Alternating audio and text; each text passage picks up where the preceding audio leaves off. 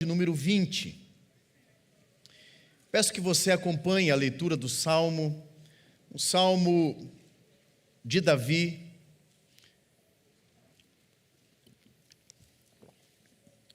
Uma oração que o próprio Deus deu ao coração deste rei para momentos especiais da vida daquele povo e principalmente da vida do rei. Esta é uma oração composta num pedido de bênção sobre a vida do rei. Ao longo do Salmo nós veremos que esta oração busca três coisas importantes para cada um de nós e que nós também deveríamos buscar para o nosso dia a dia. Eu quero ler o Salmo e depois compartilhar estes três destaques do texto, apontando para algumas necessidades da nossa vida também nos dias de hoje. Diz assim o verso 1 do Salmo 20: O Senhor te responda no dia da tribulação. O nome do Deus de Jacó te eleve em segurança. Do seu santuário te envie socorro e desde Sião te sustenha. Lembre-se de todas as tuas ofertas de manjares e aceite os teus holocaustos. Conceda-te segundo o teu coração e realize todos os teus desígnios. Celebremos com júbilo a tua vitória e em nome do nosso Deus hastearemos pendões. Satisfaça o Senhor a todos os teus votos. Agora sei que o Senhor salva o seu ungido. Ele lhe responderá no seu santo céu, com a vitoriosa força da sua destra. Uns confiam em carros, outros em cavalos. Nós, porém, nos gloriaremos em o nome do Senhor nosso Deus. Eles se encurvam e caem, nós, porém, nos levantamos e nos mantemos de pé. O Senhor dá vitória ao rei, responde quando clamamos. Senhor, nós oramos a Ti nesta hora e pedimos, como o Salmo está nos ensinando, que o Senhor nos conceda também uma vitória nessa noite. Primeiro, ó Deus, que a nossa mente se volte para a Tua palavra e que nós possamos vencer os pensamentos desordenados e possamos nos concentrar naquilo que o Senhor tem para nos dizer esta noite. Depois, ó Deus, que nós tomemos esta porção da Tua Sagrada Escritura como uma palavra para o nosso coração e que mediante esta lição, este ensinamento e as Tuas promessas contidas neste Salmo, nós possamos também obter a nossa vitória diária, aquilo que nós precisamos para que a nossa caminhada de fé seja próspera, seja alegre, seja, sim, uma caminhada de desafios vencidos. E tudo isso, Senhor, para que o Teu nome seja glorificado através de nós. Ensina-nos a alcançarmos estas coisas, a buscarmos estas coisas que este salmista, o rei Davi, nos trouxe inspirado pelo Senhor, para servir de guia para a nossa vida espiritual. Fala conosco nessa noite, Senhor. Fala com cada um de nós. É o que nós Te pedimos, em nome de Jesus. Amém. Meus irmãos, nós vivemos uma vida que nos desafia todo o tempo. Não existe um só momento da nossa vida, até mesmo quando estamos dormindo, nós estamos ali sendo desafiados a aproveitar aquele momento para realmente descansar. Alguns não vencem nem o desafio de deitarem na cama e dormirem. Elas estão sempre inquietas, buscando coisas, desejando coisas. A vida é uma luta, e é uma luta real. Não é uma ideia a respeito de dificuldades e fingir que elas não estão ali diante de nós vai resolver o nosso problema. A vida é realmente um grande desafio. Este salmo foi composto como uma oração em favor do rei, quando este estava se preparando para as suas batalhas. Nós sabemos que a vida do rei Davi não foi uma vida de honras o tempo todo, de celebrações o tempo todo. Este homem era um homem de guerra. Ele era um homem de conquistas duras, difíceis. Davi foi um homem que aprendeu desde cedo que ele precisaria lutar contra os seus gigantes para alcançar aquilo que Deus tinha posto diante dele como uma promessa de Deus para ele. Antes de ser rei, antes de ser aquele que se assentou no trono, Davi pagou um preço de não fugir das suas batalhas e vencê-las, com base na promessa de Deus, buscando a direção de Deus. Davi tinha um coração, como diz as Escrituras, um coração segundo a vontade de Deus. Deus inclina o coração deste rei e usa este homem que tinha os seus problemas, e nós sabemos, a Bíblia não os escondeu, que tinha os seus defeitos, nós conhecemos alguns deles, mas tinha também um coração que se arrependia e buscava a Deus no momento da angústia. Por isso, ao compor este salmo, ele lembra que uma oração que ele deseja que o povo faça em seu favor é que no dia da tribulação, o Deus de Jacó conceda a ele a vitória que ele está buscando. Nós sabemos que Davi está falando de guerras. Nós não temos essas batalhas nos dias de hoje, mas nós temos outras. Nós também lutamos as nossas guerras pessoais. Alguns lutam uma guerra na área dos relacionamentos. Pais em guerra com os filhos. Filhos, uma batalha infinita com os pais. Irmão contra irmão. Esposo contra esposa. Alguns lutam uma batalha do dia a dia em busca do seu sustento. Com dura luta, duras penas, busca ali o sustento diário. Outros lutam uma batalha contra o próprio corpo, na área da saúde física. Não importa. Nós temos as nossas guerras sendo travadas. Muitas delas, as pessoas nem sabem que lutamos. Muitas das nossas batalhas são secretas. Diante dos olhos humanos, aquilo não é evidenciado, mas Deus conhece todas elas. Como nós buscamos vitória, então? Nós planejamos a nossa vida, nós criamos situações e pensamos em coisas, mas o texto vai nos ajudar a orientar o nosso próprio coração. Eu citei no sermão de alguns domingos atrás, não me lembro exatamente, o provérbio de número 16, talvez tenha sido até domingo passado, que diz que o coração do homem pode fazer planos. Deus nos dá essa autorização. Deus diz que nós podemos planejar as coisas. Mas o texto também diz, na parte B, que a resposta certa dos lábios vem do Senhor. Então, a lição que temos neste salmo e em toda a Escritura é que durante a nossa vida, na nossa jornada, no tempo de guerra que estamos travando diariamente, seja ela qual for, nós devemos buscar em Deus a vitória que Ele tem para a nossa vida. Amém, meus irmãos? Eu sei que um coração ansioso muitas vezes faz planos, e estes planos acabam sendo dominados pelo medo. Um coração ferido pode fazer planos, e os seus planos serem planos de vingança. Um coração ganancioso pode planejar movido pela cobiça, desejando além daquilo que Deus quer para ele. Um coração incrédulo pode fazer planos sem nenhuma dependência de Deus, sem depositar a sua esperança em Deus. Mas o salmista vai nos ensinar que nós podemos buscar a Deus, e seja qual for o momento, qual for a situação, nós encontramos em Deus a resposta. Muitas pessoas dizem a respeito das suas buscas: faça o que está no seu coração. Faça o que diz o seu coração. Você gosta disso? Você planeja isso? Como é que você vai saber a direção? Alguns vão dizer: siga o seu coração. As Escrituras nos dão um outro conselho a respeito do coração. O profeta Jeremias vai dizer que o nosso coração é enganoso. Ele não é algo confiável. Nós deveríamos, ao menos, desconfiar do que está dizendo o nosso coração.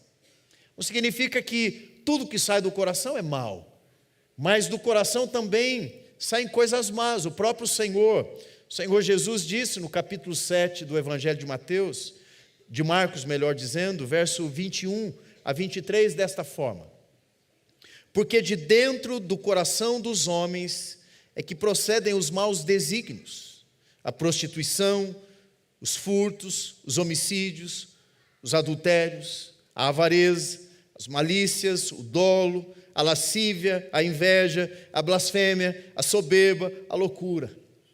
Ora, todos estes males vêm de dentro e contaminam o homem. É o coração. É aquele lugar que nós muitas vezes desconhecemos. Mas quantas vezes nós buscamos coisas e na busca de orientação para obtê-las, é no coração que nós buscamos esta resposta. O salmista não nos dá essa instrução. Ele vai dizer que antes da batalha, nós devemos primeiro buscar ao Senhor. Segundo, antes de planejarmos, devemos submeter os nossos desejos e planos a Deus. E em terceiro lugar, antes da vitória, antes de obtermos aquilo que buscamos, precisamos decidir quem receberá a glória, se nós ou se o nosso Deus. É com base nestes 3 destaques que eu gostaria de convidar você a olhar mais uma vez para o Salmo. Verso 1 e 2, o salmista diz assim: o Senhor te responda no dia da tribulação. O nome do Deus de Jacó te eleve em segurança. Do seu santuário te envie socorro e desde Sião te sustenha. Primeiro destaque que o salmista vai nos ensinar é que no momento da angústia, no momento da tribulação, no dia da luta, no tempo de guerra, é a Deus quem nós devemos buscar. É claro o texto quando diz: o Senhor te responda no dia da tribulação. O salmista invoca aqui um princípio. Ele começa o salmo com esta oração, apontando para uma realidade na vida do rei Davi. A vida do rei tinha os seus desafios. Ela era feita de honras, mas ela era feita também de muitas batalhas. Foi assim a vida dele. Mas, da mesma maneira, o salmista está apontando para a vida do povo de Deus. A vida cristã não é uma caminhada de maré mansa. Não é uma situação de estradas aplainadas, sem preocupações. Nós vivemos situações de conflitos. Há dias em que saímos da nossa casa para enfrentar problemas que são maiores do que nós.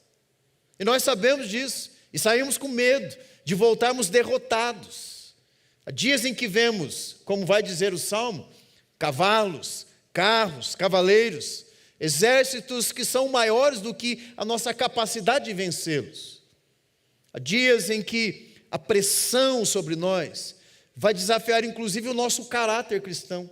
Se diante da luta nós vamos continuar honrando a Deus, agindo como Deus quer, ou se vamos ceder aos nossos inimigos.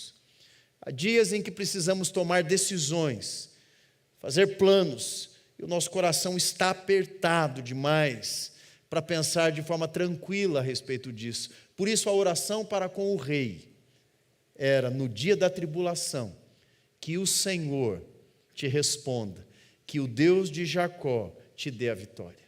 Meus irmãos, a lição primeira que aprendemos aqui é que Israel deveria lembrar-se das promessas que Deus fez àquele povo.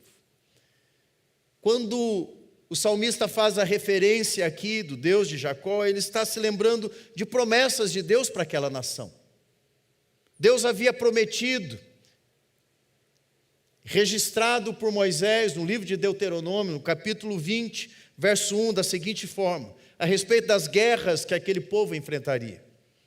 Quando saíres à peleja contra os teus inimigos, e vires cavalos e carros, e o povo maior em número do que tu, não os temerás. Agora observem o motivo. Pois o Senhor teu Deus, que te fez sair da terra do Egito, está contigo. A oração do salmista é uma lembrança de promessas daquele Deus para com o seu povo. Por isso não é um pedido vazio. Eles sabiam que na hora da angústia, na hora da fuga, na hora das tribulações que eles enfrentariam, o povo não deveria medir a sua confiança, a sua esperança pelo tamanho do inimigo. Ele deveria voltar os olhos novamente para o Deus da promessa, o Deus de Jacó, aquele que havia feito um pacto com eles, e saírem para aquela batalha com base neste padrão de tamanho. Deus é maior. Deus diz para o seu povo: não temais, eu sou com vocês. Meus irmãos, é sob pressão que nós vamos descobrir onde está realmente a nossa confiança. Quando a nossa fé é desafiada, quando os problemas são maiores, que nós nos vemos como incapazes, insuficientes, é ali que nós vamos saber exatamente se o nosso coração está alicerçado na pessoa de Deus. Na angústia, algumas pessoas buscam controle. Eles querem achar de alguma maneira uma solução que possa contornar aquela situação. Eles desejam governar as coisas. Outros fogem com medo. Olham o gigante, o problema, o exército é muito grande, maior do que as suas forças. Então, eles fogem. Outros respondem estas situações, muitas vezes contra pessoas reais ou inimigos da vida cotidiana, buscando vingança, com coração amargo. Alguns buscam aprovação humana. Outros buscam diversos atalhos, tipos de decisões que nos levam a uma outra direção. Mas o salmista nos ensina que na angústia nós devemos buscar o Senhor. Por que Deus de Jacó? Porque Jacó tem uma história muito similar, que é aplicada à vida da igreja. Jacó foi escolhido por Deus. O seu irmão negligenciou a primogenitura, trocou-a por um prato de lentilhas e foi destituído. Jacó se torna então, ali, como diz o apóstolo Paulo escrevendo aos Romanos, no capítulo 9 em diante, especialmente o capítulo 10, Deus amou a Jacó e se aborreceu, odiou Esaú. Foi assim que Deus escolheu Jacó para ser o pai daquela nação toda, e as 12 tribos descendem de Jacó. Mas houve um momento na vida daquele homem, antes de ter tido o nome substituído, antes de ter o seu caráter transformado. Jacó significa usurpador, enganador. Deus substituiu o nome de Jacó por Israel. É o nome da nação. Nós sabemos que este nome dado por Deus tem a ver com o encontro de Deus com Jacó. Nós cantamos, a musiquinha que Jacó segurou. Nós não cantamos, mais, Cantamos ainda? Não? Jacó segurou o anjo, não canta mais aquela. Jacó lutou contra o anjo do Senhor, e a palavra de Deus diz que ele prevaleceu naquela luta, ele perseverou, sobreviveu àquela luta, mas ele sai da luta não como Jacó, ele sai como Israel, com a vida transformada. Gênesis, capítulo 35, no verso 1, Deus diz então a Jacó da seguinte maneira: levanta-te e sobe a Betel, e habita ali. Faze ali um altar ao Deus que te apareceu quando fugias da presença do teu irmão Esaú. Houve um momento em que Jacó fugiu, mas depois de um encontro com Deus, depois de ter a sua vida transformada, o texto vai relatar que a ele é dada uma ordem: estabelece aqui um altar, a casa de Deus, Betel, é o lugar da habitação de Deus. Jacó fugiu. Ele teve medo, ele viveu de uma vida de esconder-se, ele viveu em uma vida de fuga constante até o momento de encontro com Deus. Depois de encontrar com Deus, Deus tratar o caráter de Jacó, de restaurar os caminhos de Jacó, de lembrar a respeito da aliança que Deus havia feito com os seus pais. Depois de lembrar Jacó que Deus não lhe havia abandonado, então Jacó tem o nome mudado e a sua história é mudada ali. Jacó sai da história de um homem de fuga para um homem que constrói altares e adora a Deus. Esta palavra também é dada a Moisés. Êxodo, capítulo 17, versos 15 a 16, a palavra de Deus registra da seguinte forma: Moisés edificou um altar e lhe chamou: o Senhor é a minha bandeira. A palavra aqui é Jeová Nissi. Este episódio era um momento de grande luta daquele povo. Era uma batalha contra Amaleque. Os amalequitas se colocaram em guerra contra o povo de Deus. Josué, melhor dizendo, comissionado por Moisés, vai à batalha. Enquanto isso, o povo continuava orando, Moisés estava em oração, e Deus concede a Moisés e ao povo uma vitória. Depois da vitória, o que Deus pede? Um altar, um momento de adoração. Naquele instante, Moisés estava estabelecendo ali uma prática para o povo de Deus. Ao sairmos para as nossas lutas diárias, a primeira coisa que nós devemos fazer é estabelecer um altar no nosso coração a Deus. Buscar a Deus é a primeira atitude para uma vida vitoriosa. Quando nós buscamos a Deus, quando o Senhor é, sim, na nossa vida, o Betel, a casa de Deus está em nós, quando Ele é o Jeová Nissi, a minha bandeira, nós estamos estabelecendo esta regra para a vida vitoriosa do povo de Deus. Eu não sei se você tem saído para as lutas pensando nisso, mas antes das suas batalhas diárias, e eu sei que elas são muitas, busque ao Senhor. Ele é o Deus que está com o seu povo. Nele nós podemos confiar, independentemente do tamanho do inimigo, do tamanho da peleja, da luta. A palavra de Deus continua valendo para nós. E o que Ele diz para o seu povo, Ele está dizendo de novo para nós, reafirmando a sua aliança conosco, dizendo: eu sou com vocês. Angústia que revela se Deus é apenas uma linguagem, ou se Ele é realmente o Deus a quem buscamos, vai nos ensinar a buscar outras duas coisas. A primeira delas, antes de buscarmos satisfazer os nossos desejos, nós devemos buscar os planos de Deus. Veja o que diz o verso 4. Conceda-te segundo o teu coração e realize todos os teus desígnios. É interessante que nós lemos este verso e imaginamos que Deus está então disposto a fazer tudo o que nós desejamos. Deixe-me apontar algumas coisas aqui a respeito disso. Esse verso não significa que Deus aprova automaticamente tudo aquilo que deseja o nosso coração. Por quê? Porque o nosso coração pode estar nos enganando. O salmo aqui está sendo posto como uma oração para o rei. O rei aqui está sendo governado debaixo de uma aliança, depois de estabelecer um altar diante de Deus, depois de colocar-se em adoração a Deus. O que se espera daquele que adora a Deus? Reverência, temor, obediência. Se espera os mandamentos de Deus ali para a vida daquela pessoa. Quando o salmista aponta para o desejo do coração de Deus, o coração do salmista, melhor dizendo, aqui está sendo posto um desejo alinhado com o coração de Deus.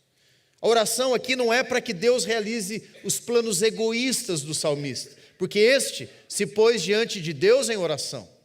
Não é para que Deus realize os planos soberbos, carnais. É para que Deus confirme na vida do rei os propósitos que Deus tem para o coração e para a vida daquele rei. Por isso Davi é o rei segundo o coração de Deus.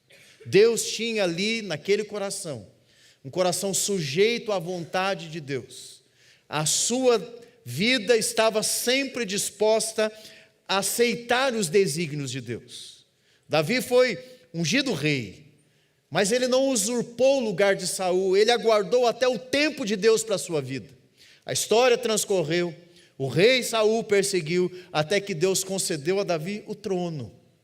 No momento de decisão, numa gruta, quando o texto registra que Saul estava ali para aliviar o ventre, Davi teve a oportunidade de matar aquele rei que o perseguia e queria acabar com a vida de Davi. Mas Davi colocou-se nas mãos de Deus e não se sentiu digno de matar alguém que Deus havia ungido como rei. Deus fez de Davi um homem segundo o seu coração. Por isso, a oração é tranquilamente aplicável a este homem, quando o texto diz que Deus conceda os desejos do teu coração e que te faça aquilo que você deseja, porque o desejo deste homem, o desejo de Davi, é o desejo de agradar a Deus, de servir a Deus. Lucas, no capítulo 12, Versículos 16 a 21, nós não vamos ler. Ali está a parábola de um homem que havia obtido uma grande bênção de Deus. O texto registra, na parábola do Senhor Jesus, que um homem havia semeado e estava preparado para colher uma grande colheita. Bênção de Deus. Deus fez a terra produzir muitos frutos, fartura, riqueza. Aquele homem então começou a fazer planos. Se você conhece a parábola, você vai identificar rapidamente os planos daquele homem. O coração do homem dizia assim, a respeito de si mesmo: tens em depósito muitos bens, para muitos anos. Descansa, come, bebe e regala-te. Eram planos. Não era nada ilegítimo. O problema não era o plano, o desejo. O problema era estar planejando sem Deus. A repreensão do Senhor Jesus, no final desta parábola, era que aquele homem fazia planos egoístas. Ele fazia planos que não dependiam da vontade de Deus.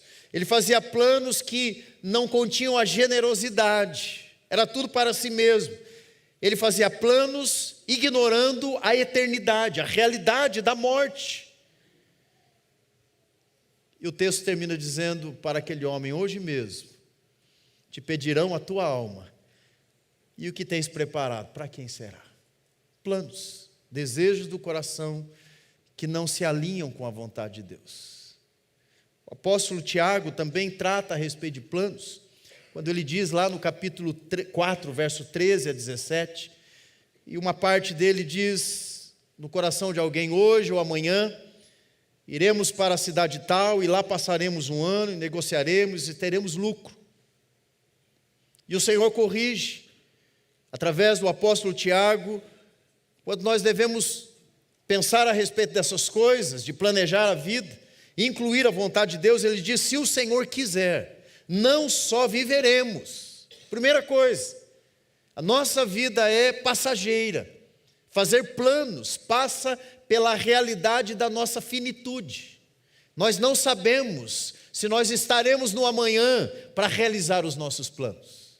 Por isso, a realidade de planejar e desejar começa com esta inquietação do coração de alguém que teme a Deus. Se amanhã Deus me der a oportunidade de estar vivo mais uma vez, se vivermos, também faremos isto e aquilo. Isso é colocar Deus à frente dos nossos planos. Isso é colocar o nosso desejo aos cuidados de Deus. Por isso, o Provérbios vai dizer que o coração faz planos, mas a resposta que vale realmente vem de Deus. A pergunta que nós devemos fazer, meus irmãos, é se os nossos planos estão debaixo da vontade de Deus. Se aquilo que eu desejo está alinhado com o coração de Deus. Se o propósito da minha história, daquilo que eu estou buscando tanto, é a glória de Deus. A pergunta não é se eu quero ou não. Querer, nós sempre queremos. Desejar, sempre desejamos. E continuaremos a desejar. A pergunta é se Deus está de acordo com isso. Se a glória será para Deus. Se aquilo que eu estou buscando está alinhado com a palavra de Deus. Se isso nasce da fé, do desejo de glorificar a Deus, ou da vaidade do meu coração. Se isso expressa obediência, ou é só uma vontade de controlar as coisas. Se isso serve para o rei, ou é apenas para que o meu nome seja visto e glorificado. Todos nós podemos desejar coisas. E quando os nossos corações têm como controlador os nossos desejos, nós precisamos reagir imediatamente através deste ensinamento. Quando os nossos desejos, sem submissão a Deus, quando os nossos planos se tornam perigosos, nós devemos submetê-los a Deus e desejar de acordo com a vontade de Deus. Por último, meus irmãos, uma terceira busca.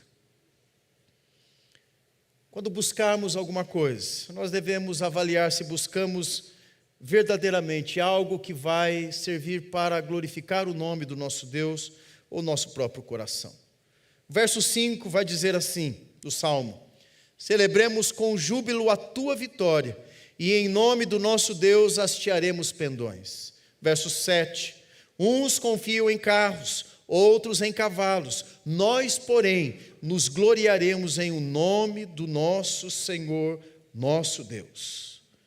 Verso 9, ó Senhor, dá vitória ao Rei, responde-nos quando clamamos.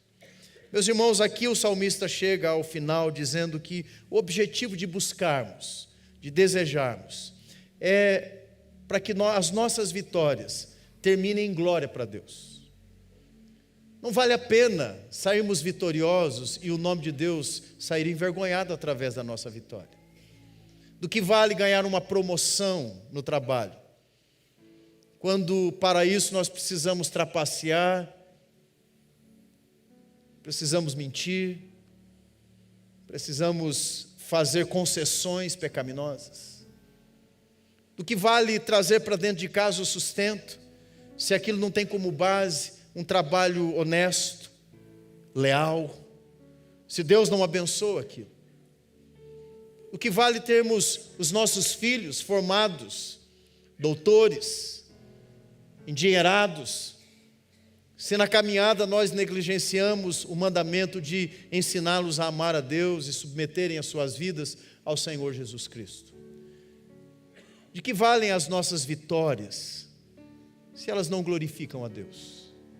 Por isso o salmista termina dizendo que nós precisamos devolver esta glória a Deus. Deus dá o poder ao seu povo, Deus dá as armas ao seu povo, Deus dá prosperidade e promete, segundo este salmo, vitória ao seu povo. Mas toda vitória deve glorificar a Deus e não a nós. Uns confiam em carros,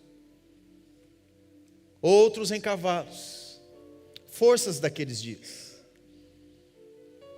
símbolo de força militar, recursos usados para a guerra. Mas o povo de Deus não confiava nestas coisas. Ele as tinha, ele possuía, era um exército poderoso, liderado por Davi, mas a confiança estava no Senhor, o Deus daquele povo.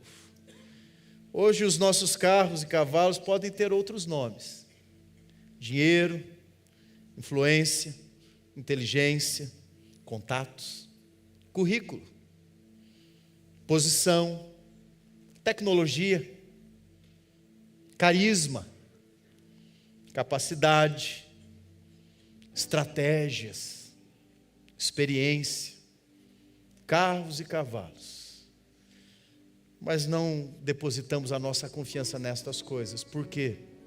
Porque a glória não é nossa, a glória é de Deus. Há uma grande diferença entre pedir a vitória para exaltar-se a si mesmo e buscar de Deus uma vitória para que o nome de Deus seja exaltado. O salmista está nos dando uma orientação de buscarmos as coisas certas para obtermos a vitória que realmente abençoa a nossa vida, a vitória que Deus dá. Por isso, diante dos desafios da sua vida, não se esqueça, a primeira coisa que você deve fazer é busque a Deus, busque nas promessas de Deus, busque no Deus da aliança, a saída, o socorro, a vitória que você deseja. Antes de buscar e de colocar em prática os seus desejos, apresente os seus planos a Deus. Veja se eles estão alinhados com o coração de Deus. Veja se eles estão de acordo com a vontade de Deus. É conhecendo a palavra de Deus que eu sei a vontade de Deus. Quando eu busco esta referência para determinar as minhas próximas atitudes, para determinar os meus próximos passos, eu não cometo o engano de planejar de forma que vai envergonhar a Deus e não glorificá-lo. Por último, quando você receber a vitória, não receba a glória, dê a glória àquele que é vitorioso de fato, o Deus que controla e conduz a vida da igreja. Um coração grato, é isso que o salmista está apresentando. Quando somos gratos, nós glorificamos a Deus. Quando somos gratos, nós buscamos a Deus. E quando somos gratos, a vitória realmente agrada o coração de Deus. Meus irmãos, nós temos Davi como um exemplo para a nossa vida, mas muito mais, temos o nosso Senhor Jesus Cristo. Existe uma relação que aponta o ofício de rei, do rei Davi, à pessoa do nosso Senhor Jesus, o rei que se assentou no trono de Davi de uma vez por todas e assumiu o reinado. É sobre Cristo que o texto está tratando. É sobre a vitória de Cristo que o texto está tratando. Davi é um rei que tipifica o reinado do rei que é o Senhor Jesus Cristo. Ele é o rei dos reis, ele é o Senhor dos senhores. O verdadeiro rei que confiou perfeitamente em Deus foi Cristo, que não tomou para si a glória, mas ofereceu ao Pai, que na hora da batalha, da pior delas, ele confiou a sua vida ao Pai, quando ele diz: entrego o meu espírito a ti. Naquele momento era Cristo, o exemplo de Senhor, entregando-se a si mesmo em favor do seu povo. Jesus enfrentou a maior batalha, uma que nós jamais enfrentaremos, porque ele lutou por nós e ele venceu por nós. No Getsêmani, diante da morte, diante das dores que ele sofreria, daquilo que ele já estava ali sentindo, a ponto de suor, de sangue verter na sua face, ele orou: não seja feita a minha vontade, mas a tua, Pai. Não o que eu quero, mas assim como o Senhor quer. Coração alinhado a Deus. Meus irmãos, se Cristo é este rei, nós devemos orar submetidos como servos deste rei, a uma realidade de governo e controle deste rei.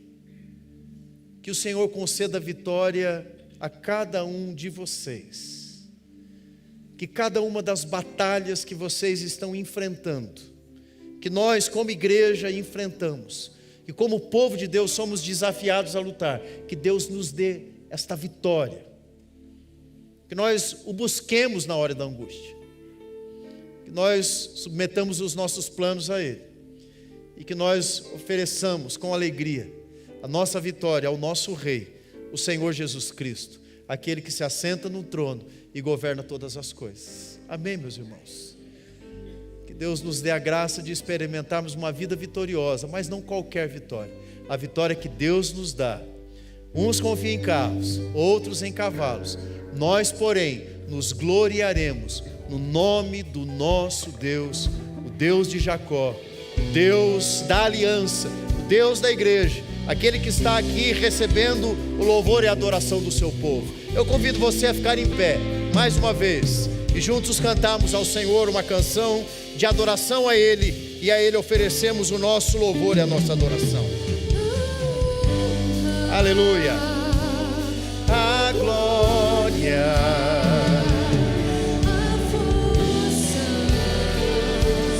e o poder ao Rei Jesus, e o louvor ao Rei Jesus,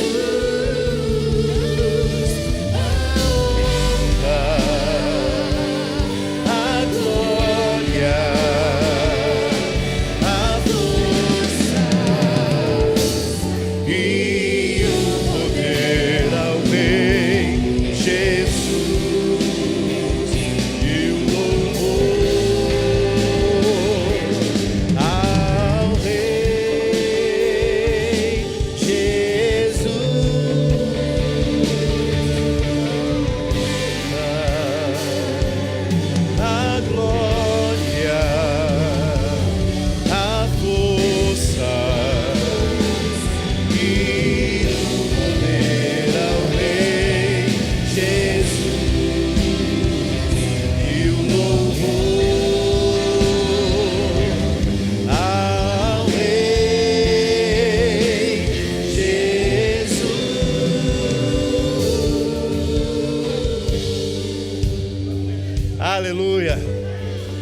Ofereça este louvor ao Senhor, e a vitória que Ele vai te dar, também deposite no altar da sua adoração a Ele. Que Deus conceda a você a vitória nesta semana. Você tenha uma vida próspera na presença de Deus. O Senhor é a força do seu povo, a Ele pertence a vitória, e nós o adoramos com o coração cheio de gratidão. Louvado seja o Senhor. Amém, meus irmãos? Amém, meus irmãos?